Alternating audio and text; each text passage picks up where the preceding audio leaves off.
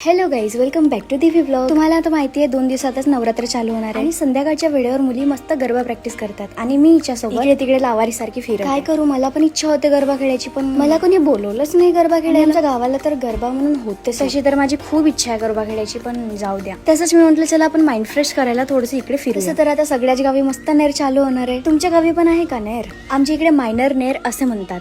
तशी तुमची प्रॅक्टिस तर मस्त चालत असेल ना गरबाची? मस्त आपला पार्टनर सोबत. तसं तुमच्या गावी होतं का गरबा? होत असेल तर मला इन्व्हाइट करा, मी येते तुमच्यासोबत गरबा खेळायला. गरब्यामध्ये का मुली मस्त रेडी होतात, मुलं पण मस्त रेडी होतात का वाटते त्यांना पण. माझ्या नशिबात नाही या का हे शेतच लिहिले आहेत फक्त. जस्ट इमॅजिन गाईज की मी पण मस्त ह्यावेळेवर गोंद्याला असते आणि गरबा प्रॅक्टिस करते. त्या गरबामध्ये मस्त भारी भारी मुलं डान्स करतात, मस्त मुली भारी भारी डान्स करतात, काय मज्जा येते. आणि ते बसल्या बसल्या मला वाटत आहे गरमी, भरपूर जास्ती गरमी. थंड वाटेल म्हणून मी आली होती इकडे शेतांकडे फिरायला, पण इकडे पण ऊन. टेन्शन आला मला, टेन्शन. जे मुली सिटी मध्ये राहतात त्यांची लाईफ खूप भारी असते यार, त्यांना फुल परमिशन भेटून जाते नाईट आउटची, गरबा वगैरे. Wow wow wow wow. पिहूला तर सदमा लागलाय कारण की तिला पण गरबा खेळायचं होतं. सो गाईज, तुम्ही लोक करा मस्त एन्जॉय. भेटूया आपण मस्त नेक्स्ट व्हिडिओला.